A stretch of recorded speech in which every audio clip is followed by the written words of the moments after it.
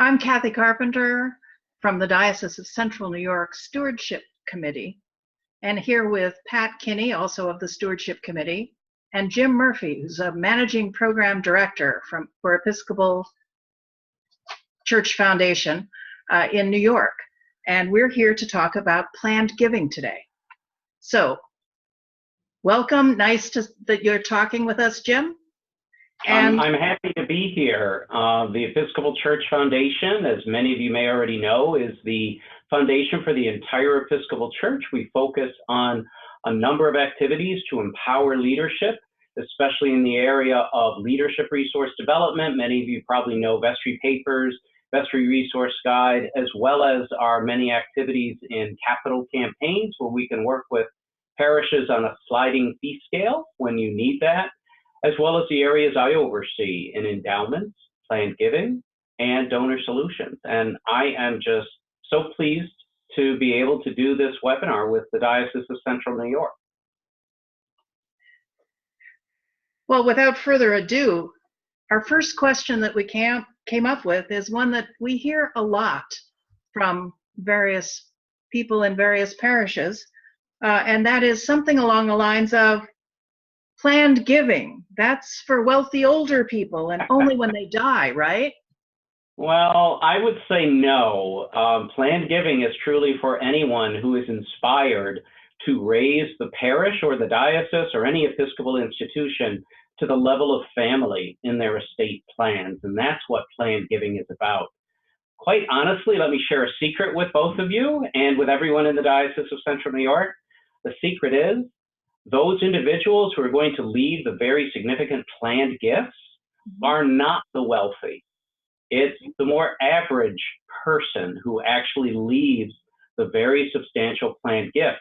And the fact of the matter is, everyone, every single person has an estate. They may hear that word and not think it applies to them, but every single person will have assets that will need to be distributed at their passing, either to their spouse, their family, or whomever. And it's vital, quite honestly, that your wishes, whatever those particular wishes are, will be fulfilled. And one of those wishes may well be seeking to raise your parish or other charities to the level of family through a planned gift. But it's truly not just for the wealthy. It truly isn't. Happy to talk more about that, but I know we have a short time frame.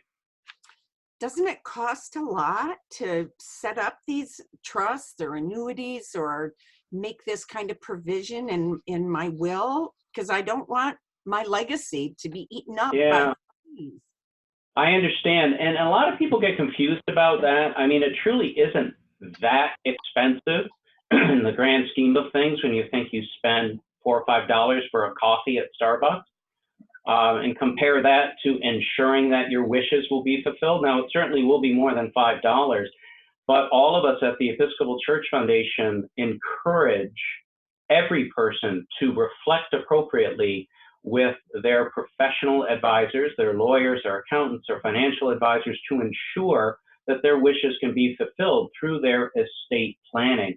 It may actually cost a little bit to ensure that, but it is certainly worth the money, and to ensure that your family is not dealing with a mess by you just forgetting or neglecting to do this.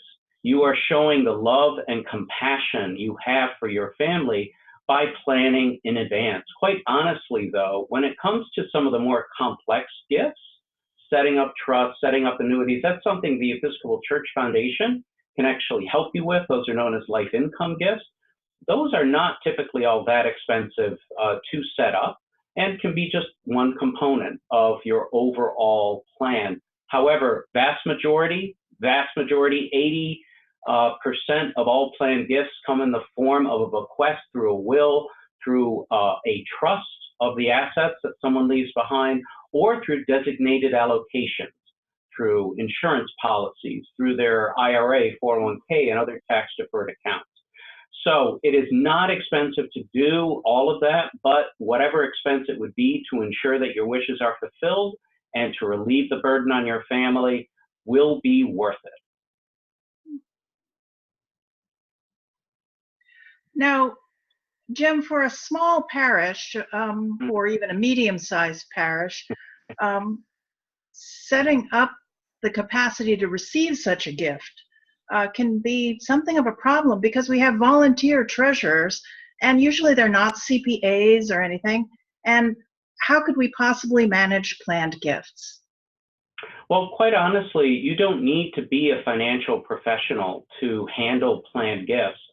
The first step is that you need to designate someone in the parish to be what we would call the planned giving shepherd, the person who will take this over as a responsibility and be committed to it. That person should not be the rector, should not be the church warden. It can be someone who used to be a church warden, a member of the vestry, etc.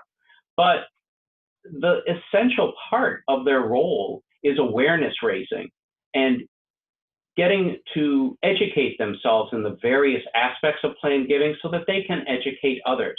You do not need to be a CPA or a lawyer to do that. And in fact, my experience dealing with thousands of Episcopal parishes all across the country, God bless our attorneys and our CPAs, but usually they're not the best person to raise awareness of planned giving and help people to get inspired about making that type of gift and raise the parish to the level of family.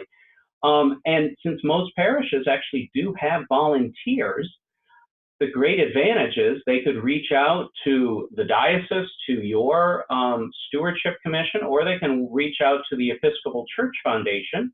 And my staff would be happy to work with you on setting up a first step, which would be putting in place endowment and gift acceptance policies. Vast majority of planned gifts are intended to last in perpetuity for the parish, and therefore their best place is within the endowment of a parish. Therefore, setting up that basket to receive the gift, setting up the endowment and gift acceptance policies helps build that level of trust and confidence in all of the members of the parish. And in fact, when you do that, it can actually be an opportunity to raise awareness and raise conviction and passion for someone to make a gift like that. So there's certainly resources at the diocesan level as well as at the stewardship committee for the diocese, and you can always you can take access to the various Episcopal Church Foundation resources online and available through Forward Movement in our Planned Giving on Demand toolkit, which is our comprehensive toolkit. So you don't need to be an expert. You need to be passionate and willing to commit, and then take action by educating yourself about the basics and work with folks who know more than you. Reach out to other parishes that may know, reach out to the Episcopal Church Foundation, get our Planned Giving on Demand toolkit to walk you step by step, or work with the Stewardship Commission of the Diocese of Central New York. All of these things will help you move forward because those incremental steps are what matter. Fortunately, a lot of people just get stuck and don't take any action. Taking those small steps forward and just raising awareness, such as mentioning on page 445 of the Book of Common Prayer, as we all know, is the direct encouragement for all clergy to make to the congregants to consider making a planned gift to the congregation in their estate plans and to take action now. And quite honestly, it's not just about the most elderly members of your congregation, it's about everyone. Because I could tell you some very, very sad stories about people who were quite young who didn't have their wishes fulfilled because they didn't take the actions necessary to ensure that their medical care was set in place, that their estate was set in place, and that their loved ones knew what they wanted. Very important first steps. And this is a part of the ministry, honestly, of planned giving. And I'm so excited that the Diocese of Central New York is once again taking seriously its work in the ministry of planned giving, because that's what it is. You're helping to raise awareness. You are helping people to ensure that their wishes are fulfilled, whatever those wishes are. Jim, in your experience, Hmm. what have you seen as the impact of instituting planned giving in parishes? Has it affected or negatively affected uh, I think I know what regular you're going to say. pledging or even capital campaign This giving? is a fear. This is a fear a lot of leaders in parishes have. And unfortunately, it's really just off base because the reality is we're talking about three different types of giving, and you've mentioned them. Annual giving, typically what people are making as their stewardship pledge in the fall. Capital giving or major gift giving, which is typically done in those unique times when you are choosing to build new building, build up an endowment, do some new ministries, and you're having people pledge over a multi-year phase a large amount that they're going to pay off. And then there's legacy giving or planned giving or estate giving. These are the planned gifts. Now, there are three very different types. And the reality is, I'd strongly recommend that if your parish is thinking about a capital campaign, you seek the help of an outside advisor. Don't rely on your internal resources because somebody in the parish may have done a couple of campaigns in their lifetime. Any consultant they work with, whether it's a local one or one of the wonderful ones we have here at the Episcopal Church Foundation, have done more campaigns in a year than that person's done in their lifetime. The annual giving focuses on typically gifts that people are making out of their current income.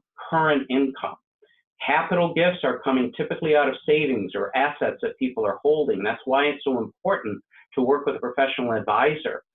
And also to know that you typically have to get enough large dollar gifts to make a successful capital campaign. You always treat every gift as a major gift for the individual, but that's part of the communication, and hopefully your professional advisor takes you through this.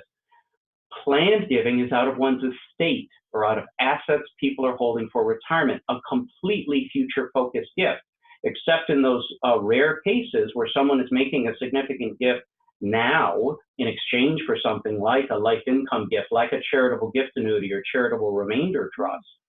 That's different, but it's still the same impact to the parish because the parish won't receive any of these gifts until the individual passes away. And because of that, it's a little bit harder to talk about these things, but it's not going to impact your annual giving. People are smart. Everyone is intelligent enough to know that, well, my goodness, the gifts I'm giving right now out of my checking account or out of my IRA are current gifts, and it's impacting your current income. Capital are these major gifts out of a different type, a different bucket, if you will. Planned gifts are off in the future, typically can be changed as well.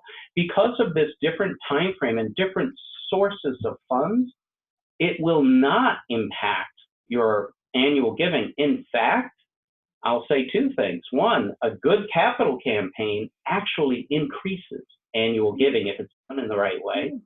Planned giving, if done in the right way as well, helping people to see that they are empowering themselves and making choices that matter for them and making sure their wishes are fulfilled, that can also inspire greater current giving, either for endowments or other types of gifts to the congregation. So no, it will not. I'm sorry, I'm a bit passionate about these things, so I'm sorry if it comes across that way, but that's my style. Any other questions for you guys? Well, Jim, there's one other thing that I've sometimes heard, and I think it's a legitimate wonder, and that is that people will say something like, well, I trust our current vestry, but how do I know if... I don't know if everyone will say that, but okay. Sorry? I don't know if everyone will say that, but okay, let's say that's what happened. Well, usually they'll say something like, I trust the current vestry, but how do I know a future vestry isn't going to just spend everything I give? My bequest to and it'll be gone. This is a concern of many, right? Because so many people have watched very significant churches whittle down the assets they have and just choose their present circumstances over the future. And that sends a terrible message, quite honestly. Consuming your seed corn demonstrates that you don't believe you have a future. True. And that is also why I strongly encourage everyone to talk about plan giving and encourage plan giving, because by doing so, by putting in place procedures for this, you demonstrate that you believe your parish has a future. And by acting appropriately in the present, you also demonstrate that the parish has a future. Now, how do you guarantee that? There's no perfect way to guarantee, because what you want to avoid is separating those gifts, right? Giving them to an outside entity to hold, like a trust company or something, where the parish has no influence over it. You really don't want that. So how do you resolve it? In our experience, all across the country, the best and most effective way is by putting in place endowment and gift acceptance policies, which are passed, this is the key, passed by the vestry of the parish. This demonstrates that the parish is serious about the future, that they believe they have a future, and that they're focusing on planned giving. This also instills trust and confidence for all three types of giving that we've already talked about: annual, capital, and planned.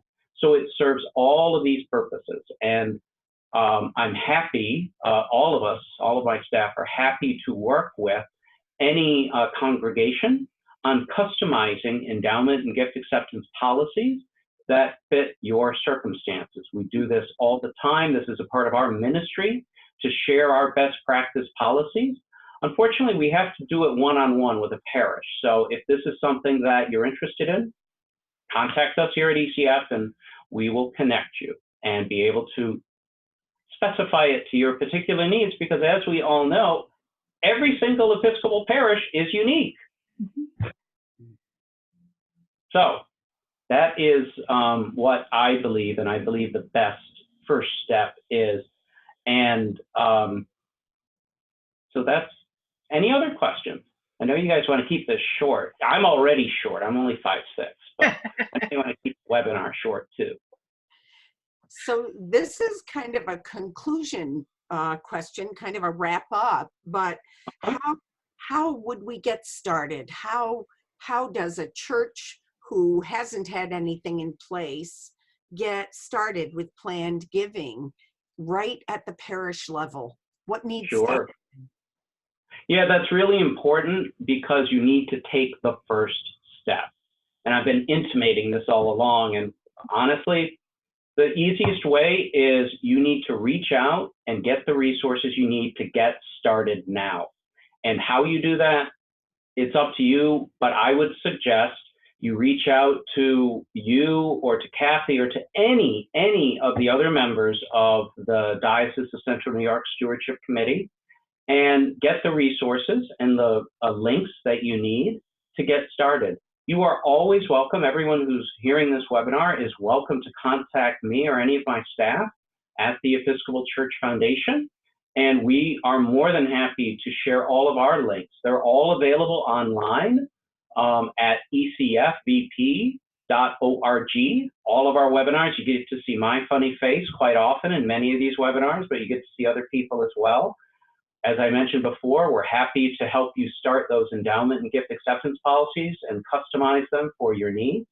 You can also, through our website, or contact Forward Movement directly for Planned Giving on Demand, which is the Episcopal Church Foundation's toolkit, which is a curated resource of all of our different planned giving resources online and in paper form, so that you can teach yourself and empower yourself in the way that fits for you. We know not everybody learns in the same way. So it's a curated resource designed to help you do this work. So that's what you need to do, is you need to take action. And what I'll also say is think about, and this will be your assignment, both of you can have this as your assignment for your own parishes, and for everyone out there, is think about who is the one or two people, we recommend 2 people actually, to be the planned giving shepherd at your congregation. Someone who has enough time. They're not burdened with other tasks right now. They're not the rector. They're not the current treasurer. They're not the church warden. They're someone who may have served on the vestry or in those roles in the past, or they may serve on the vestry now. I know that parishes are all different sizes, so it's hard, but you need two people who are respected by the members of the congregation, and they don't need to be lawyers. They need to be people who feel convicted about the future mission and ministry of your congregation and willing to share information with others to raise awareness about how an individual can raise your congregation to the level of family in their estate plans if that is a part of the wishes they have. That's really all I have to say. There's lots of webinars, lots of things to read about and hear about. And so let us know how else the Episcopal Church Foundation can help, and wishing great blessings on the Stewardship Commission for the Diocese of Central New York as you continue this important work. Thanks, Jim. That was great. I think we have a lot of really useful information for people in parishes small and large in the Diocese of Central New York to get started, which is terrific. Fantastic. Well, God bless and have a wonderful day. Thank you both. Thanks so much.